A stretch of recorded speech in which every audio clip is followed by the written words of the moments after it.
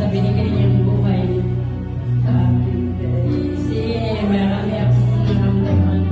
Pero ngayon, ang bigat ng katawan ko kanina ngayon, wala na. Amen!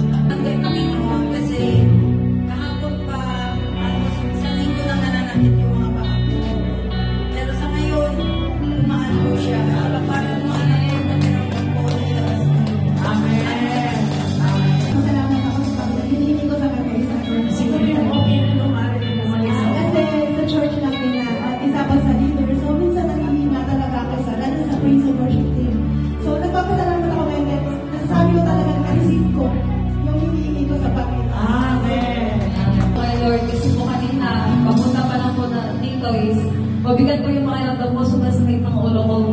Thank you, Lord, nawala po agad siya. Pasalamat ako sa Panginoon dahil nahihilong po ako sa trabaho. Ipapasalamat po ako sa Panginoon. Okay. Amen. Thank you, Lord. Sa totoo lang, ako hirap na hirap talaga.